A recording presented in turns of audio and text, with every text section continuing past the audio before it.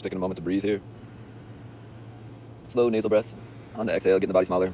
On the inhale, getting the body bigger. Inhale. I gotta say, exhale. There's a part of me that doesn't want. I don't want to.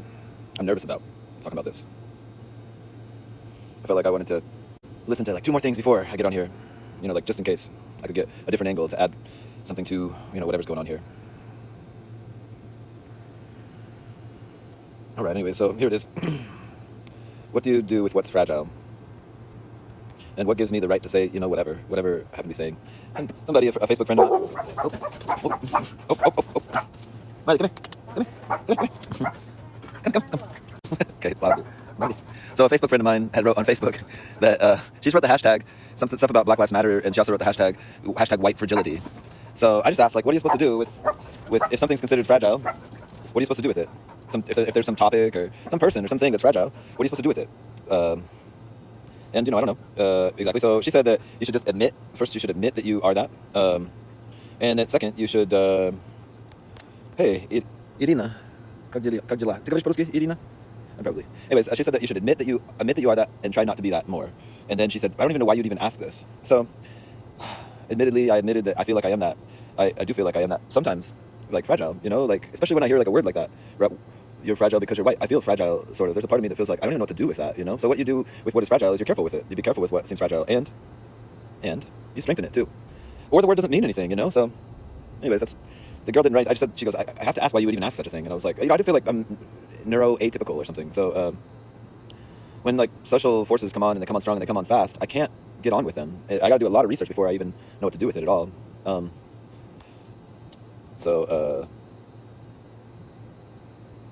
You know, another question is, like, I've got so many stories that I haven't told y'all, but since the pandemic started, even way before the protest stuff started, I had been saying to everybody, spreading the news that there is a contagion happening.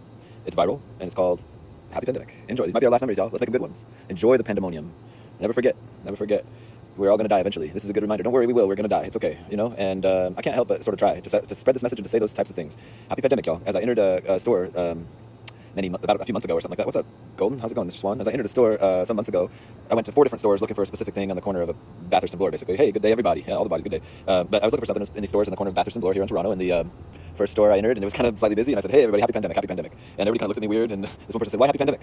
I said, because it's contagious. That's why you got the smile on you. And then everybody kind of laughed. I was like, look, they got it too. Oh my God, it's spreading. Watch out. Y'all are going to catch it. And everybody kind of laughed. And I was like, anyways, bro. The cashier was up high. I was like, bro, do you have a... And I asked what he had. And he showed me it wasn't exactly what I wanted. So I went to the other store. And as on the way out, all the people were laughing. And I developed, you know, friends and allies amongst a pretty big group of people. Even this one guy with it. I was like, even him, I could see a smile through his mask. That's so cool. So anyways, I had developed some friends and allies. And I went to maybe the 4th store. And the 4th store that I went to, just a convenience store, I went in and said, hey, everybody, happy pandemic. It was just an Asian dude and a person of color talking to one another. Hey, everybody, happy pandemic. And I walked past them. I was like, hey, do you happen to have? And I asked him for what I was looking for. He showed me what it was. And I was like, I was going to go back to the previous store because they had what I wanted to. So on the way out, the person of color, the black person, said to me, hey, can I ask you a question? Or, hey, what gives you the right to say that? And I was like, what gives me the right to say that? And I was like, I don't know. I was like, what are you referring to? You know, I wasn't sure. And he said, well, what did you say when you came in? And I said, oh, I said happy pandemic. So he goes, yeah, what gives you the right to say that? And I was like, what gives me the right to say happy pandemic? I was like, you know, I hadn't really thought about the question before, you know, like, and then he was like, I went into like talking about fucking bullshit, basically, you know, definitely is what he wanted to talk about.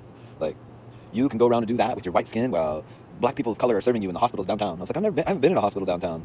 You know, and I didn't say that, but I tried saying little things, and I was like, oh, now you're going to interrupt the black man, eh? And I was like, oh, you want to be heard, eh? You want to be heard? I was like, watch me listen. And I leaned up against the wall. I was like, go on. Because you keep interrupting me. I said, go on. So he proceeded to say the same thing 3 or 4 times in a row, at least 4 times in a row. By the final time, I was like, I've heard this before. You keep saying it.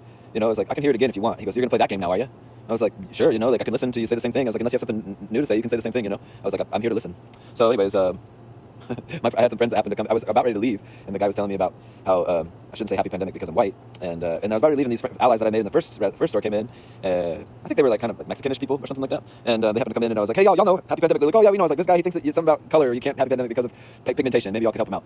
Happened to leave, picked up the thing, happened to walk past the store, and he happened to be in the entry. I was like, bro, hey, I gotta let you know, I'm sorry about that. You know, like that bullshit argumentation stuff. You know why that stuff happens, you know? And he was like, oh, what? And I was like, it happens for forgiveness, yo. Forgiveness, man. I forgive you. I'm sorry too. I was intense. And that's why that bullshit miscommunication and argumentation happens. It's for forgiveness' sake. Forgiveness, brother. Forgiveness. And he's like, have a good day. And I was like, that's what I'm saying, brother. Happy pandemic. You know, went out across the way, catty corner, ended up hanging out with some friends of mine that one guy is a musician on the street, sort of like, I don't know, I have no idea what his home situation is, but seems kind of homeless-ish. If you know any street person, good friend of mine, I buy him shit. He says, hey, can you get me a ginger beer or something like that? I'm sure, man. What else? You want anything else? Sometimes depends. Sometimes I give him cash, you know. Anyways, there's a bunch of friends over there on that corner, and we were just having a good time. And up came this friend of mine who I'd met and gotten this argumentation with. I hated the argumentation part. I hated it. Felt so like shit, you know, like how's this gonna work? Stood up for myself and worked well. Worked really well standing up for myself. And then the fact that he came, happened to be passing by when I was with these homies, and you know, one of them's certainly like a very dark black person, and I had just been jamming with them and chatting with them and laughing with them, and I was like, oh, then he started walking up. I was like, bro, this is perfect. You know what this is for? This is what everything is for. It's for forgiveness. And the other guys were like, yeah, for forgiveness, yeah. And then I was like, happy pandemic. They're like, happy pandemic.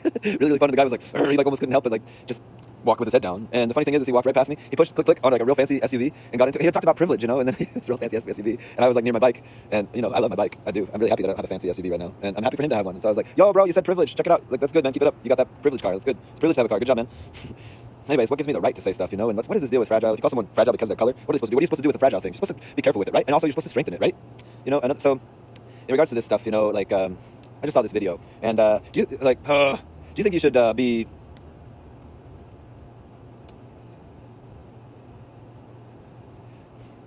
So this video, maybe you could look it up if you want, just to see. But I don't feel obligated to.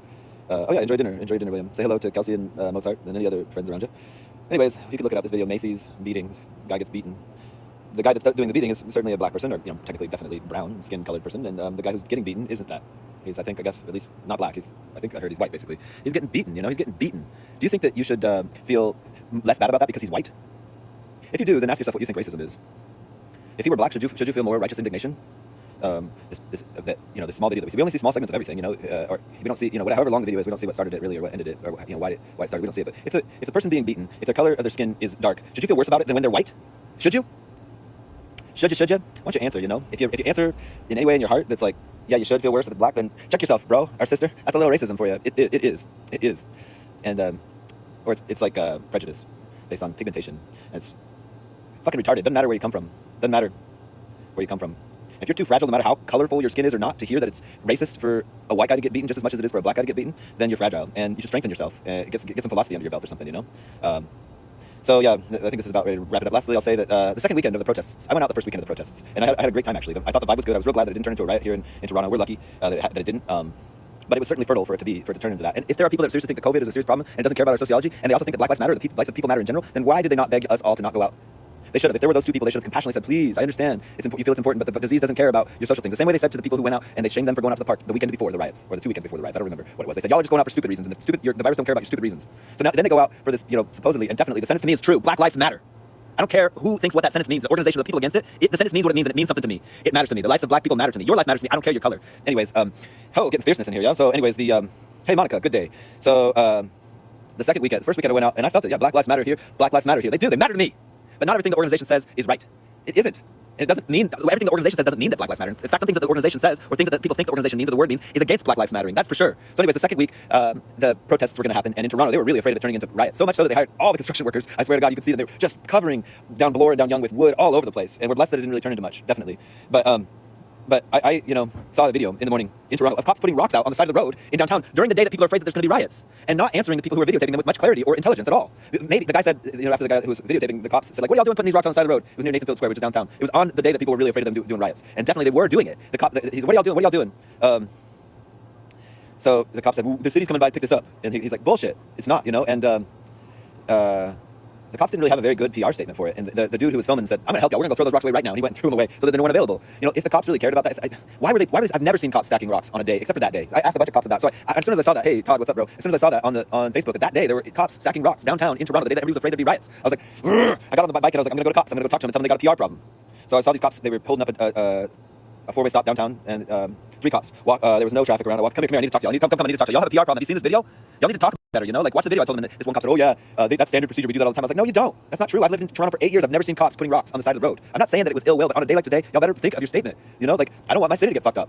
So, anyways, you could see the people who were just saying script stuff. Finally, I got to a cop who listened to me, and I was like, this is a serious issue. You should look up this video, and there should be a nice response to it. And the cop actually I felt listened to. So finally, I went away. Anyways, I went away from the cops. I was like, I don't know. I just have to. I have to like go straight to the source. Like one dumb cop. There was just someone. I was like, you just won't listen. You're afraid to. He said that he was busy. I was like, there's nobody around here. You're not busy. Anyways, so I went to, after talking to all these cops, I went to Kensington Market, and I sat down next to a black young man, who saw me with my catalyst on, and sat right next to him. He's like, yo, bro, what's the cat for? He was a cool dude. I love this guy. We had such a good conversation. Intense. He comes from Hard Knocks, man.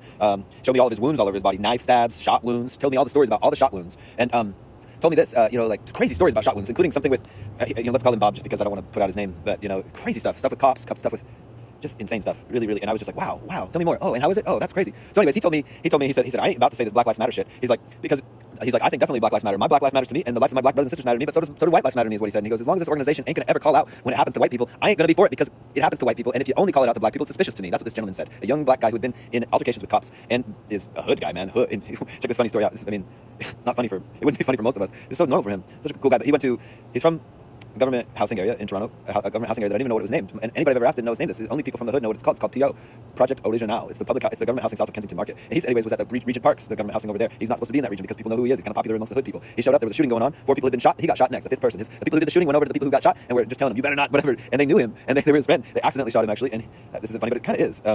They went up to him and they were like, "You better not." And they're like, "Oh shoot!" Again, I'm just making up a name, Bob. Let's call him Bob. That's definitely not his name. But they're like, "Oh Bob, dude, we didn't mean to shoot you." And they took him to the hospital, and I was like, "Wow, you still see these guys?" He's like, "Yeah." And I was like, "How is it?" Do they say like, "Oh, remember that time we shot you?" He's like, "Yeah, it's like that, man." I was like, "Wow." Another time he was in an altercation. Him and his buddies got in an altercation with a bunch of cops. Somehow they separated one of the cops out from the others, and they beat the hell out of this guy. He told me they did. They took video of it. He told me they did. And they told me that him and the cop actually, after he was let go for this, him and the cop actually like fist bump. And the guy said, "Yeah, I'm sorry about that." He's like, "You weren't necessarily in the wrong." I'm not going to tell you the video that they took, man. The guy just told me what he did, And I was like, "Wow, interesting. Tell me more." Anyways, the point is, what's the point here?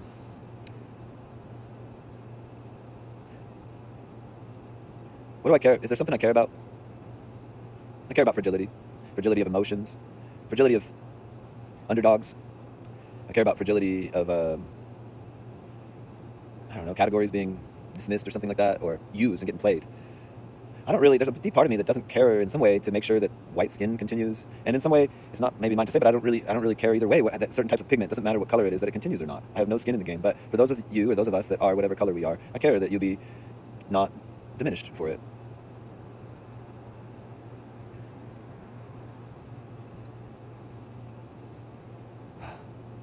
I guess I'll say this is the last thing. This is a spiritual process here. This process is 3 steps. First, I'm pissed about this. I saw this video. I got pissed about, obviously, all the videos that are violent. I hate that shit, man.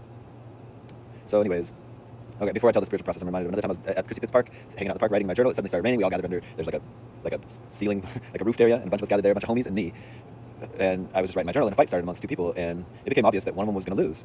One of them had lost, but his pride wouldn't allow him to stop saying stuff, and the guy who was above him was hitting him in the face with his elbow. He's like, "Say it one more time, I'll hit you." And the guy said it, boom. And I was like, "Hold on, stop." I was like, "That's enough, y'all, that's enough. Like, get off of him now, stop." And then all the homies were like, "Leave him be." There was like maybe like 20 or 25 of the homies there. They were like, "No, leave him be." And I was like, "Whatever, y'all are fucking retards. Like, y'all are defending, letting these people beat each other up. Wake up, y'all. Y'all should separate, and y'all shouldn't support this. Get out of here, you fucking idiots." I left. And I feel like that was a good use of the word fucking idiots. I wish those people well. I ain't got nothing against none of them. But letting a fight continue when somebody's trying to stop it, and I wasn't about to get all messed up in all their drama. I mean, I got a little bit messed up in it, but anyways, so the spiritual process, we got all this fucking bullshit going on. But I'm actually here with Dog Marley in my backyard. Hey, Marley. See? Hey, Dog Marley. So pretty. Come here. So what's the process? First, ask yourself, is there a problem in the actuality of the vicinity of my reality? Formally, ask yourself this. Second, formally take some time to look around. Look over your shoulder, look over your other shoulder, and just notice. Is there a fire? Did somebody break their arm? Is there something I want to kind of clean up? Is there something that I could do? Well, if there's no problem, even if there's something that you kind of want to do, then just remember, don't forget, shrug your shoulders, say, all is well. First step, is there really a problem in the vicinity of my actual reality? Hey, Ashley and Carolyn, good day, y'all. Hello. Yeah, check it out. I'm happy for you to come back and check this out. So first step, ask yourself formally this question. Is there a problem in the vicinity of my actual reality? Second step, formally, check it out. Look around you. Honestly, see. Oh, is there something I need to fix? Is there a fire? Did somebody break their arm? Is there a kid crying? Is there something I could clean up? And even if it's just something to fix or clean up, if it's not a fire or a broken arm, then there's no problem. And this is the final step. And you formally shrug your shoulders, perhaps put your hand up and say, all is well. All is well. Presently, despite whatever the fuck is on the media about Australia or about Iraq or Saddam Hussein or Je suis Smollett, supposedly whatever that was, or whatever. All right, y'all. Hey, Carolyn, thank you for all the hearts. Thanks, everybody. You could ask that question to people. Hey, do you feel like you should be more upset if you see a black person being hurt than if you should see a white person being hurt? Or opposite. Do you feel like you should be more upset if you see a white person or a black person? No matter what I think, all is well. That's what Carolyn has to say, and no matter what I think, all is well. No matter what I think, it reminds me of the saying, all things work together for your good. There are no exceptions except the ego's judgment. All things work together for your good. There are no exceptions except the ego's judgment. Keep that prayer in your hearts. Thank you for that addition, Carolyn. Ashley, Todd, Monica, Golden, Irina. Love you all. Good day. Ciao.